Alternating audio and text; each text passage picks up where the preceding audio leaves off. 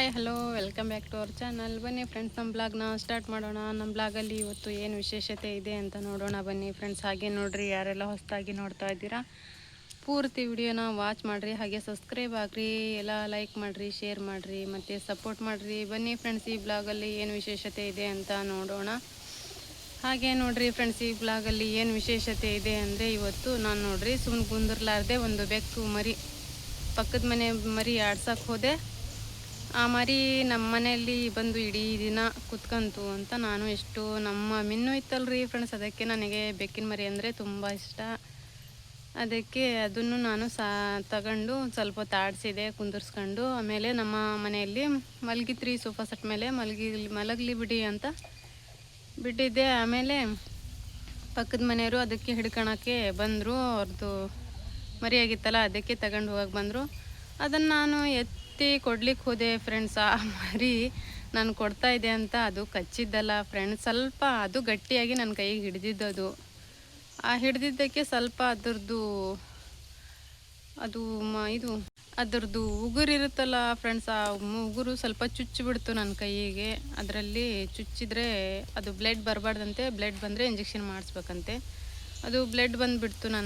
ಅದು ಗಟ್ಟಿಯಾಗಿ ಹಿಡಿತಲ್ಲ, ಯಾರ್ದು ಅದು ಹಿಡ್ಕೊಂಡು ಹೋಗ್ತಿದ್ದಾರೆ ಅಂತ.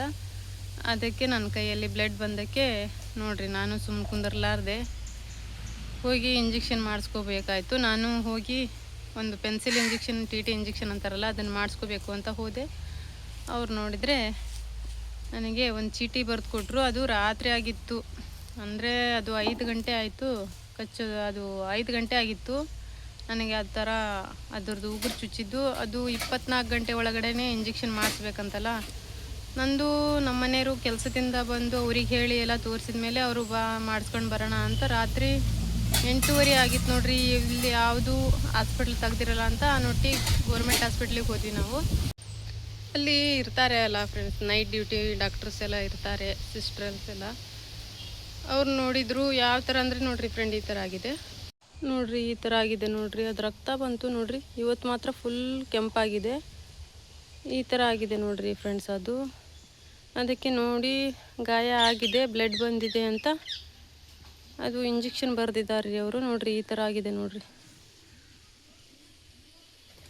ಅದು ಒಂಥರ ಉಗುರಿ ಒಳಗಡೆನೇ ಚುಚ್ಚಿಬಿಡ್ತಲ್ಲ, ಬಿಗಿಯಾಗಿ ಹಿಡಿತು, ಅದಕ್ಕೆ ಆ ಥರ ಆಗಿದೆ. ಅವರು ಏನೋ ಇಂಜೆಕ್ಷನ್ ಬರೀಲಿಲ್ಲ, ನರ್ಸ್ಗಳಿದ್ರು, ಡಾಕ್ಟರ್ಸ್ ಇರಲಿಲ್ಲ ಅಂತ. ನರ್ಸ್ಗಳು ನೋಡಿರಿ ಈ ಥರ ಬರೆದು ಕೊಟ್ಟಿದ್ದಾರೆ ನೋಡಿರಿ. ಅವರು ನಾಳೆ ಬಂದು ಮತ್ತೆ ನೀವು ಡಾಕ್ಟ್ರ್ ಹತ್ರ ಬಂದರು ಎಷ್ಟು ಇಂಜೆಕ್ಷನ್ ಅಂತ ಬರೆಸ್ಕೊಂಡು ನಾಳೆ ಹೋಗ್ರಿ ಅಂತ ನನಗೆ ಇವರು ಒಂದು ಚೀಟಿ ಬರೆದು ಕೊಟ್ಟಿದ್ರು. ಈ ಥರ ಫ್ರೆಂಡ್ ನೋಡಿರಿ, ಈ ಥರ ಚೀಟಿ ಬರೆದು ಕೊಟ್ಟಿದ್ರು, ನಮ್ಮ ಅಡ್ರೆಸ್ ಬರೆದು. ಆಮೇಲೆ ಈ ಇಂಜೆಕ್ಷನ್ ಮಾಡಿದ್ದೀನಿ ಅಂತ ಬರೆದು ಕೊಟ್ಟರು. ಮಾರನೇ ದಿನ ಬಂದು ಡಾಕ್ಟ್ರ್ ಹತ್ರ ನೀವು ತೋರಿಸ್ಕೊಂಡು ಮತ್ತೆ ಅವ್ರು ಎಷ್ಟು ಇಂಜೆಕ್ಷನ್ ಮಾಡಬೇಕಂತ ಹೇಳ್ತಾರೆ, ಮಾಡಿಸ್ಕೊಂಡು ಹೋಗ್ರಿ ಬೆಳಗ್ಗೆ ಬಂದು. ಇವಾಗ ರಾತ್ರಿ ಆಗಿದೆ ಅಂತ ನನಗೆ ರಾತ್ರಿ 8:30 9 ಗಂಟೆ ಆಗಿತ್ತು. ಅವಾಗ ಇಂಜೆಕ್ಷನ್ ಮತ್ತೆ ಬಿಡಬಾರ್ದಂತಲ್ಲ, 24 ಗಂಟೆ ಒಳಗಡೆ ಮಾಡಬೇಕಂತ ಮಾಡಿ ಇದನ್ನ ಮಾಡಿದ್ದೀವಿ ಅಂತ ಡಾಕ್ಟ್ರಿಗೆ ಬರೆದು ಕೊಟ್ಟರು ನರ್ಸು. ಬೆಳಗ್ಗೆ ನಾ ಹೋಗಬೇಕಾಯ್ತು ನೋಡ್ರಿ. ಮತ್ತೆ ಇವಾಗ ಬೆಳಗ್ಗೆ ಹೋಗಿ ಇದನ್ನು ತೋರಿಸ್ಬೇಕಂತೆ ಆ ಡಾಕ್ಟ್ರು, ಮತ್ತು ಎಷ್ಟು ಇಂಜೆಕ್ಷನ್ ಮಾಡಬೇಕಂತ ಬರೆದು ಕೊಡ್ತಾರಂತೆ ನೋಡ್ರಿ. ಇವಾಗ ನೋಡ್ರಿ ಫ್ರೆಂಡ್ಸ್, ನಾನು ಶಾಲೆಗೆ ಹೋಗಿ ಅಡುಗೆ ಮಾಡಿ ಬಂದೆ ನೋಡ್ರಿ. ಹಾಗೆ ಸಮೀರು ಕೂಡ ಇವತ್ತು ಶಾಲೆಗೆ ಹೋಗಿರಲಿಲ್ಲ, ಅದಕ್ಕೆ ಅವ್ನು ಕರ್ಕೊಂಡು ಇವತ್ತು ಅವನದು ಏನೋ ಕಾಲೇಜಲ್ಲಿ ಏನೋ ಬರ್ಸ್ಕೋಬೇಕಂತೆ ಏನೋ, ಅದಕ್ಕಾಗಿ 2 ಕೆಲಸ ಆಗ್ತಾವಂತ ಅವನೊಟ್ಟಿಗೆ ಗೋರ್ಮೆಂಟ್ ಹಾಸ್ಪಿಟ್ಲಿಗೆ ನಾನು ಸಮೀರ್ ಇವತ್ತು ಹೋಗ್ತಾ ಇದ್ದೀವ್ರಿ. ನನಗಂತೂ ಒಬ್ಬಳೇ ಹೋಗಿ ಜಾಸ್ತಿ ರೂಢ ಇಲ್ಲ ನೋಡ್ರಿ, ಅದಕ್ಕೆ ಹೋಗ್ತಾ ಇದ್ದೀವಿ. ಅವನು ಕೂಡ ಆ ಕಡೆ ನನಗೆ ಏನಂತ ಬರ್ಸಿ, ಆಮೇಲೆ ಇವನು ಕಾಲೇಜಿಗೆ ಹೋಗಿ ಬರ್ಸ್ಕೊಬರ್ತೀನಿ, ಬಸ್ ಹತ್ತಿಸಿ ಅಂತ ಹೇಳ್ದ. ಅದಕ್ಕೆ ನೋಡ್ರಿ ನನಗೂ ಚೆನ್ನಾಗಾಯಿತು ಅಂತ ಕರ್ಕೊಂಡು ಹೋದ್ವಿ ನೋಡ್ರಿ. ಏನು ಹೊರಗಡೆ ಮಳೆ ಅಂದರೆ ಮಳೆ ಇದೆ ರೀ, ತುಂಬ ಮಳೆ ಹಿಡಿದು ಬಿಟ್ಟಿದೆ. ಸಮೀರ್ ಸೇಫ್ಟಿ ಕೊಡೆ ಅಂತೂ ತಂದಿದ್ದ, ಚೆನ್ನಾಗಾಯಿತು ನೋಡ್ರಿ. ಇಲ್ಲ ಅಂದರೆ ನೆನೆಸ್ಕೊಂಡು ಹೋಗಬೇಕಾಗಿತ್ತು. ನೋಡ್ರಿ ಮಳೆ ಹೆಂಗೆ ಬರ್ತಾಯಿದೆ ಅಂತ. ಇದು ಆನೋಟಿ ಸಿಟಿ ನೋಡ್ರಿ ಫ್ರೆಂಡ್ಸ್. ಇದು ಕೂಡ ತುಂಬ ಒಳ್ಳೆ ಸಿಟಿ ಆಗಿದೆ. ಇಲ್ಲೂ ಕೂಡ ಎಲ್ಲ ಥರ ಆಫೀಸ್ಗಳು ಸವಲತ್ತು ಹಾಗೂ ಹಾಸ್ಪಿಟ್ಲು ಎಲ್ಲ ಚೆನ್ನಾಗಿದೆ ನೋಡ್ರಿ. ಇಲ್ಲೂ ಕೂಡ ಇದು ನಮ್ಮ ಹುಬ್ಳಿ, ಇಲ್ಲಂತೂ ದೊಡ್ಡ ಕಾಲೇಜೇ ಇದೆ ಫ್ರೆಂಡ್ಸ್. ಮೊದಲು ಸಮೀರ್ ಇಲ್ಲೇ ಓದ್ತಾ ಇದ್ದ ಫಸ್ಟ್ ಇಯರು, ಇವಾಗ ಶ್ರೀರಾಳಕೊಪ್ಪದಲ್ಲಿ ಹಾಕಿರೋದು ನಾನು. ಇಲ್ಲಿ ಜೂನಿಯರ್ ಕಾಲೇಜ್ ಇದೆ ಫ್ರೆಂಡ್ಸ್, ದೊಡ್ಡದಾದ. ಸುಮಾರು 3000 ಮಕ್ಕಳಿದ್ದಾವೆ ಕಾಲೇಜಲ್ಲೇ ಬರೀ. ಇದು ಒಳ್ಳೆ ಸಿಟಿ ನೋಡ್ರಿ. ಇಲ್ಲೂ ಕೂಡ ಮಳೆ ನೋಡ್ರಿ ಫ್ರೆಂಡ್ಸ್ ಹೆಂಗೆ ಹತ್ತಿದೆ ಅಂತ. ಎಲ್ಲ ಮಳೆದೆ ಈ ಕಡೆ ಜಾಸ್ತಿನೇ ಬರ್ತಾ ಇದೆ ನೋಡ್ರಿ. ನಮ್ಮ ಊರಲ್ಲಿ ಇದ್ದಿದ್ದಿಲ್ಲ ನೋಡ್ರಿ ಫ್ರೆಂಡ್ಸ್ ಮಳೆ ಅಷ್ಟು ಜಾಸ್ತಿ ಆಗಿದೆ ಇಲ್ಲಿ ಮಳೆ ಮಾತ್ರ ಇಲ್ಲಿ. ಅದಕ್ಕೆ ಬೆಳಗ್ಗಿಂದನೇ ಹಿಡಿದ್ಬಿಟ್ಟಿದೆ ಅಂತೆ. ಅದಕ್ಕೆ ಕೊಡೆ ತಂದಿದ್ದಕ್ಕೆ ಚೆನ್ನಾಗಾಯ್ತು ನೋಡ್ರಿ ನಮಗೂ ಕೂಡ. ಇಲ್ಲೇ ಹಾಸ್ಪಿಟ್ಲು ಇಲ್ಲೇ ಪಕ್ಕ ರೋಡ್ ಪಕ್ಕನೇ ಬರುತ್ತೆ ರೀ ಗೌರ್ಮೆಂಟ್ ಹಾಸ್ಪಿಟ್ಲು. ಇದು ಕೂಡ ಡೇ ಆ್ಯಂಡ್ ನೈಟ್ 2 ಡ್ಯೂಟಿ ಇದೆ ಮಾಡ್ತಾರೆ ನೋಡಿ ಹಾಸ್ಪಿಟ್ಲಲ್ಲಿ. ನೋಡ್ತಾರೆ ಎಲ್ಲ ಪೇಷಂಟ್ಗಳಿಗೆ ಇಲ್ಲಿ. ಹಾಗೆ ನೋಡ್ರಿ ನಾವು ಕೂಡ ಇವಾಗ ನಾನು ಸಮೀರ್ ನೋಡಿಲ್ಲ ಅಂತೆ ಹಾಸ್ಪಿಟ್ಲು. ಅದಕ್ಕೆ ನಾನೇ ತೋರಿಸಿದ್ದೆ, ನಮ್ಮ ಮನೆಯವ್ರು ಕರ್ಕೊಂಡು ಹೋಗಿದ್ರಲ್ಲ, ಇದೇ ನೋಡಪ್ಪ ಗೌರ್ಮೆಂಟ್ ಹಾಸ್ಪಿಟ್ಲು ಅಂತ ತೋರಿಸಿದೆ. ಅವನಿಗೂ ಕೂಡ ಗೊತ್ತಿರಲಿಲ್ಲ, ಇಲ್ಲೇ ಓದ್ಲಿಕ್ಕೆ ಬಂದರೂ ಅವನಿಗೆ ಗೊತ್ತಿರಲಿಲ್ಲ ನೋಡ್ರಿ. ಇದು ಕೂಡ ಚೆನ್ನಾಗಿ ಇಲ್ಲೆಲ್ಲ ನೋಡ್ತಾರೆ ನೋಡಿ. ಇಲ್ಲಿ ಡಾಕ್ಟರ್ಸ್ಗಳು ತುಂಬ ಚೆನ್ನಾಗಿದ್ದಾರೆ ಫ್ರೆಂಡ್ಸ್. ಇಲ್ಲೂ ಕೂಡ ತುಂಬ ಪ್ರೀತಿಯಿಂದ ಮಾತಾಡಿಸ್ತಾರೆ.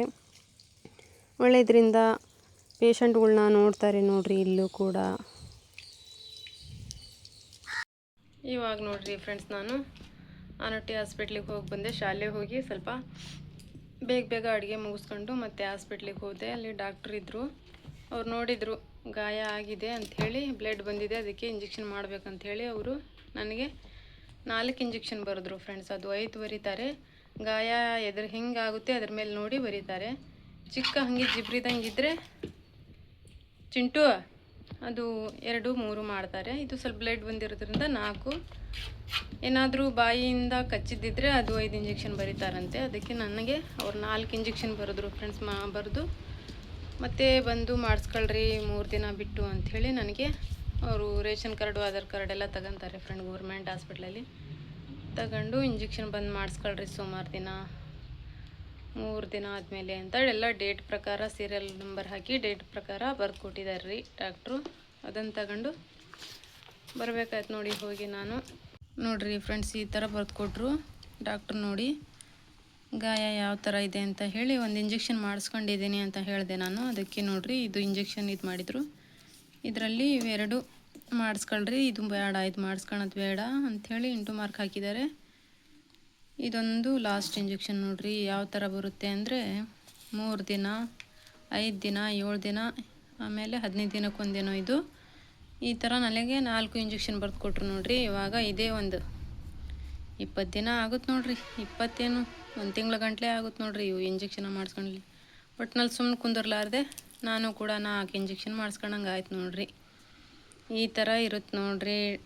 ಸ್ವಲ್ಪ ನಾಯಿ ಆಗಲಿ ಬೆಕ್ಕಾಗಲಿ ಜಿಬ್ರಿದ್ರೆ 4-5 ಇಂಜೆಕ್ಷನ್ ಮಾಡಿಸ್ಕೋಬೇಕಂತ ನೋಡ್ರಿ, ಬಿಡಬಾರ್ದಂತೆ ಹಾಗೆ. ಅದು ಏನಾದರೂ ಒಂದಲ್ಲ ಒಂದು ರೀತಿಯಲ್ಲಿ ಯಾವಾಗಾದರೂ ಒಂದಿನ ಪರಿಣಾಮ ಕೊಡುತ್ತೆ ಅಂತೆ. ಅದಕ್ಕೆ ಅದು ಸೆಪ್ಟಿಕ್ ಇಂಜೆಕ್ಷನ್ ಇವೆಲ್ಲ ಮಾಡ್ತಾರೆ, ಅದಕ್ಕೆ ಮಾಡಿಸ್ಬೇಕಂತ ನೋಡ್ರಿ. ನಾನು ಕೂಡ ಕೂತ್ಕೊಳ್ಳಾರ್ದೆ ಬೆಕ್ಕಿನ ಮರಿಗೆ ಆಡ್ಸೋಕೆ ಹೋಗಿ 4 ಇಂಜೆಕ್ಷನ್ ಮಾಡಿಸ್ಕೊಂಡಂಗೆ ಆಯ್ತು ನೋಡ್ರಿ. ಇದು ಮಳೇಲಿ ಬರೋಷ್ಲಿಗೆ ಸಾಕಾಗ್ಬಿಡ್ತೀರಿ ಅಪ್ಪ. ಅದೇನಂದರೆ ಅದು TT ಇಂಜೆಕ್ಷನ್ ಇರುತ್ತಲ್ಲ ಫ್ರೆಂಡ್ಸ್, ಅದು ತುಂಬ ನೋವಾಗುತ್ತವೆ ನೋಡ್ರಿ. ಅಂದರೆ ತುಂಬ ನೋವು ಬರುತ್ತೆ ಇಂಜೆಕ್ಷನ್. ಅದು ಒಂದು 3-4 ದಿನ ತುಂಬ ನೋವು ಇರುತ್ತೆ ಅದು ಇಂಜೆಕ್ಷನ್ ಮಾಡಿಸ್ಕೊಂಡ್ಮೇಲೆ. ಆಮೇಲೆ ಉಳ್ದವೆಲ್ಲ ನಂಜಿನ ಇಂಜೆಕ್ಷನೇ, ಅವು ಎಲ್ಲ ಚೆನ್ನಾಗಂತೆ ಮಾಡಿಸ್ಕೋಬೇಕಂತೆ ಅವು. ನಾನು ಕೂಡ ಹೋಗಿ ಮಾಡಿಸ್ಕೊಂಡೆ. ಸೆಪ್ಟಿಕ್ ಇಂಜೆಕ್ಷನ್ಗಳಂತೆ ಅವು 4 ಕೂಡ. ಅದೇನಂದರೆ ಫ್ರೆಂಡ್ಸ್, ಫಸ್ಟು ಅದು ಕಚ್ಚಲಿ ಇಲ್ಲ, ಅದು ಉಗುರಿಂದ ಜಿಬ್ಬರ್ಲಿ, ಬ್ಲಡ್ ಬರಲಿ ಇರದೇ ಇರಲಿ, ಫಸ್ಟು ಅದಕ್ಕೆ ಏನು ಮಾಡಬೇಕಂತೆ, ಬಿಸಿನೀರಿಂದ ಚೆನ್ನಾಗಿ ಕೈ ತೊಳಿಬೇಕಂತೆ ನೋಡ್ರಿ. ಎಲ್ಲಿ ಕಚ್ಚಿತ್ತು ಜಿಬ್ರಿತ್ತು ಅಲ್ಲಿ ಚೆನ್ನಾಗಿ ಕೈ ತೊಳಿಬೇಕಂತೆ. ಆಮೇಲೆ ಬೇಕಿದ್ರೆ ಒಂದು ಸ್ವಲ್ಪ ಅರಿಶಿನ ಪುಡಿ ಇದ್ದರೆ ನಿಮ್ಮ ಮನೆಯಲ್ಲಿ ಹಚ್ಬೋದು. ನಂಜಿನ ಏನಾದರೂ ಇದ್ದರೆ ಅದನ್ನು ಕೂಡ ಹಚ್ಬೋದಂತೆ. ಆಮೇಲೆ ಬೇಕಿದ್ರೆ 24 ಗಂಟೆ ಒಳಗಡೆ ಹೋಗಿ ಇಂಜೆಕ್ಷನ್ ಮಾಡಿಸ್ಬೇಕಂತ ನೋಡ್ರಿ. ಈ ಥರ ಇದೆ ಅಂತೆ. ಅದು ಪ್ರೊಸೀಜರ್ ಕೂಡ ಹೇಳ್ತಾಯಿದ್ರು ಡಾಕ್ಟ್ರಲ್ಲಿ ನನಗೆ. ಎಲ್ಲರಿಗೂ ಅದೇ ಥರ ಮೀಟಿಂಗ್ ನಡೆಸ್ತಾ ಇದ್ದರು. ಈ ಥರ ಮಾಡಬೇಕು ನೋಡ್ರಿ. ಆ ಥರ ಏನಾದರೂ ನಾಯಿ ಆಗಲಿ ಬೆಕ್ಕಾಗಲಿ ಕಚ್ಚಿದ್ರೆ ಜಿಬ್ರಿದ್ರೆ ಈ ಥರ ಮಾಡಿ ಫಸ್ಟಿಗೆ ಅಂತ ಹೇಳ್ತಾಯಿದ್ರು ಅಲ್ಲಿ. ಈ ಥರ ಇದೆ ಅಂತೆ ನೋಡ್ರಿ ಫ್ರೆಂಡ್ಸ್. ನೀವು ಕೂಡ ನೋಡಿ ನಿಮ್ಮ ಮನೇಲಿ ಯಾರಿಗಾದರೂ ನಾಯಿ ಬೆಕ್ಕು ಏನಾದರೂ ಜಿಬ್ರಿದ್ರೆ ಕಚ್ಚಿದ್ರೆ ಹಾಗೆ ನೆಗ್ಲೆಕ್ಟ್ ಇರಬಾರ್ದಂತೆ ನೋಡಿ. ಇಂಜೆಕ್ಷನ್ ತಗೋಬೇಕಂತೆ. ಏನಾಗುತ್ತೆ ಬಿಡಿ ಅಂತ ಕೆಲವೊಬ್ರು ಇರ್ತಾರೆ, ಅದು ಯಾವಾಗಲಿದ್ರು ಏನಾದರೂ ಎಫೆಕ್ಟ್ ಬರ್ತಾವಂತೆ. ಅದಕ್ಕೆ ನೋಡ್ರಿ ನೆಗ್ಲೆಕ್ಟ್ ಮಾಡಬೇಡ್ರಿ. ನೀವು ಕೂಡ ಹೋಗಿ TT ಇಂಜೆಕ್ಷನ್ ಅವನ್ನೆಲ್ಲ ತಗೊಳ್ರಿ. ನೀವು ಕೂಡ ಹೋಗಿ ಚಿಕ್ಕ ಮಕ್ಕಳಂತೂ ತುಂಬ ಆಟ ಆಡ್ತಾ ಇರ್ತಾರೆ ಭಾಳ ಬೆಕ್ಕಿನ ಮರಿಗಳಲ್ಲಿ. ಅವು ನೆಗ್ಲೆಕ್ಟ್ ಮಾಡಿಬಿಡ್ತವೆ. ಈ ಥರ ಆದರೆ ಇಂಜೆಕ್ಷನ್ ಮಾಡಿಸ್ಬೇಕಂದು ನೋಡ್ರಿ.